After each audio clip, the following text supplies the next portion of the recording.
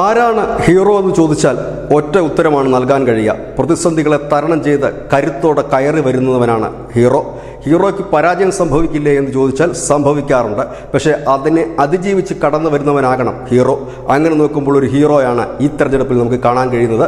അത് യോഗി ആദിത്യനാഥാണ്. ഇക്കഴിഞ്ഞ ലോക്സഭാ തെരഞ്ഞെടുപ്പിൽ BJPയുടെ ശക്തിദുർഗങ്ങളിലെല്ലാം പിന്നാക്കം പോയി തകർന്നടിഞ്ഞപ്പോൾ യോഗിയെ ഏവരും എഴുതിത്തള്ളി. അവിടെ നിന്ന് യോഗി പിടിച്ചെടുത്തത് 4 അധികമായ സീറ്റുകളാണ്. ഇപ്പോൾ അവിടെ ഉപതെരഞ്ഞെടുപ്പ് നടന്നിരുന്നു. രാജ്യം ശ്രദ്ധിച്ച ഉപതെരഞ്ഞെടുപ്പ് 9 നിയമസഭാ മണ്ഡലങ്ങളിലേക്ക് നടന്ന തെരഞ്ഞെടുപ്പ്. BJPക്ക് ഉണ്ടായിരുന്നത് 3 സീറ്റുകളാണ്. അതായത് 3 സീറ്റിംഗ് സീറ്റ് വെച്ചുകൊണ്ട് 9 കളത്തിൽ കളിക്കാനിറങ്ങിയ യോഗിക്കും കൂട്ടർക്കും ഇപ്പോൾ ലഭ്യമാകുന്ന വിവരമനുസരിച്ച് നേടാൻ കഴിഞ്ഞത് 7 സീറ്റുകൾ.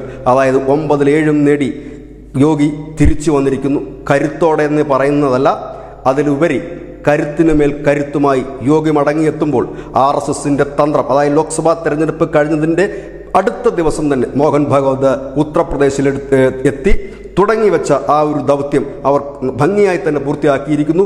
വലിയ വിജയം. ഇനി ആ സീറ്റുകളിലേക്ക് നോക്കാം. അതായത് സമാജ്വാദി പാർട്ടിയുടെ സിറ്റിംഗ് സീറ്റുകൾ പിടിച്ചെടുത്തുകൊണ്ട് ഭൽപൂരിലും ഗാസിയാബാദിലും മജ്പാൽ, ഗയർ, മീരാപൂർ, ഈ മീരാപൂരിൽ BJPയുടെ സഖ്യകക്ഷിയായ RLD ആണ് അവിടെ ജയിച്ചിരിക്കുന്നത്. ഒപ്പം തന്നെ ഈ ശക്തമായിട്ട് തന്നെ സമാജ്വാദി പാർട്ടിയുടെ കോട്ട എന്ന് പറയുന്ന കുന്ദർക്കി അടക്കം BJP ജയിച്ചു എന്ന് പറയുമ്പോൾ അതൊരു വലിയ മുന്നേറ്റമെന്ന് തന്നെ നമുക്ക് പറയേണ്ടി വരും. വലിയ രീതിയിൽ തന്നെ BJPയുടെ തരംഗമുണ്ടായ 2017-ലും 2022-ലുമൊക്കെ BJPക്ക് ലഭിക്കാതിരുന്ന സീറ്റുകളാണ് ഇപ്പോൾ BJP പിടിച്ചെടുത്തിരിക്കുന്നത്. സിസ്കോബാറിലും ലഡാഖിയിലുമൊക്കെ വലിയ മുന്നേറ്റം BJP നടത്തിയിരിക്കുന്നു. ലഡോഹാരിലും കർഹറിലും BJP വിജയിച്ചിരിക്കുന്നു. അങ്ങനെ നോക്കുമ്പോൾ 7 സീറ്റുകൾ, അത് ഒരുപക്ഷെ 8-ലേക്ക് ഉയർന്നാൽ അത്ഭുതപ്പെടാനില്ല എന്ന് തന്നെയാണ്.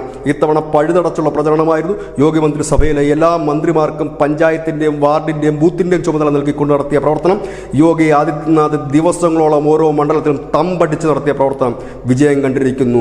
യോഗിയുടെ UP ഇപ്പോഴും കാവിയണിഞ്ഞ് തന്നെ നിൽക്കുന്നു എന്ന് പറയേണ്ടി വരും. News desk, news India Malayalam.